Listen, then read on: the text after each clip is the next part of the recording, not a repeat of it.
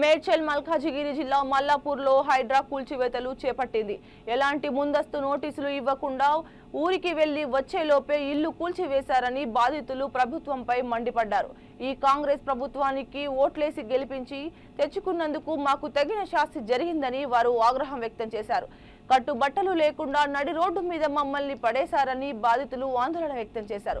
హైడ్రా కూల్చిన ఇంటిపై ఇంకా 3 ఏళ్లు బ్యాంకు లోన్ ఉందని, ఇల్లు లేకపోతే మేమెలా బ్రతుకుతాలంటూ బాధిత మహిళ ఆవేదన వ్యక్తం చేసింది. వరకు మొత్తం ఇల్లు అంతా కూలగొట్టిరు, సామాన్ గీమాన్ మొత్తం అందులోనే ఉన్నాయి. వెళ్ళే వరకు ఏం లేవు, నోటీసులు లేవు, ఏం లేవు. కట్టుకున్న 40 గజాల మా అన్ని ఇట్లా తీస్తే ఎట్లన్నా నిన్ను గెలిపించింది ఎందుకు? మేము ఇందుకేనా మా గుంజుకోవడానికా?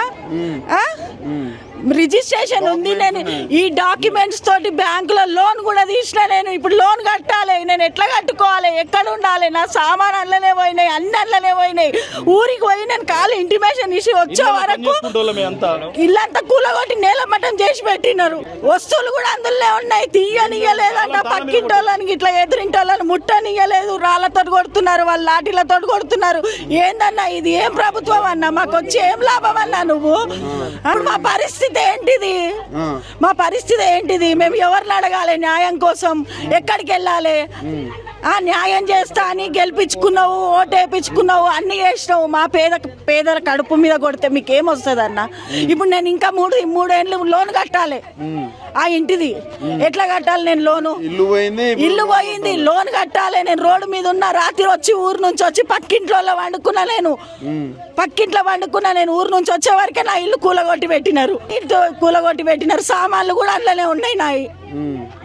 మరి ఎట్లా ఏమీ లేవు. ఇప్పుడు నేను పక్కింట్లో ఉన్నా వరకు మొత్తం ఇల్లు అంతా కూలగొట్టిరు, సామాన్ గీమాన్ మొత్తం అందులోనే ఉన్నాయి. వెళ్ళే వరకు ఏం లేవు, నోటీసులు లేవు, ఏం లేవు. కట్టుకున్న 40 గజాల మా అన్ని ఇట్లా తీస్తే ఎట్లన్నా నిన్ను గెలిపించింది ఎందుకు? మేము ఇందుకేనా మా గుంజుకోవడానికా? రిజిస్ట్రేషన్ ఉంది, నేను ఈ డాక్యుమెంట్స్ తోటి బ్యాంకులో లోన్ కూడా తీసిన. నేను ఇప్పుడు లోన్ కట్టాలి, నేను ఎట్లా కట్టుకోవాలి? ఎక్కడ ఉండాలి? నా సామాన్ అందులోనే పోయినాయి, అన్ని అందులోనే పోయినాయి. ఊరికి పోయి నేను కాలు ఇంటిమేషన్ ఇచ్చి వచ్చే వరకు ఇల్లంతా కూలగొట్టి నేలమట్టం చేసి పెట్టినారు. వస్తువులు కూడా అందులోనే ఉన్నాయి. తీయనియలేదంట, పక్కింటోళ్ళని ఇట్లా ఎదురింటోళ్ళని ముట్టనియలేదు. రాళ్లతో కొడుతున్నారు, వాళ్ళు లాఠీలతో కొడుతున్నారు. ఏందన్నా ఇది? ఏం ప్రభుత్వం అన్నా? మాకు వచ్చి ఏం లాభం అన్నా నువ్వు? అప్పుడు మా పరిస్థితి ఏంటిది? మా పరిస్థితి ఏంటిది? మేము ఎవరిని అడగాలి న్యాయం కోసం? ఎక్కడికి వెళ్ళాలి? న్యాయం చేస్తా అని గెలిపించుకున్నావు, ఓటేపించుకున్నావు, అన్ని చేసినావు. మా పేదల కడుపు మీద కొడితే మీకేమొస్తుంది అన్న?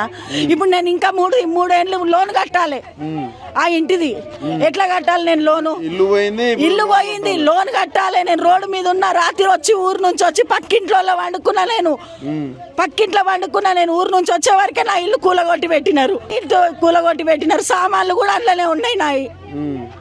మరి ఎట్లన్నా ఏమీ లేవు. ఇప్పుడు నేను పక్కింట్లో ఉన్నా, మొత్తం కూలగొట్టేసిరన్న. రండి, మాది కూడా చూపిస్తా నేను.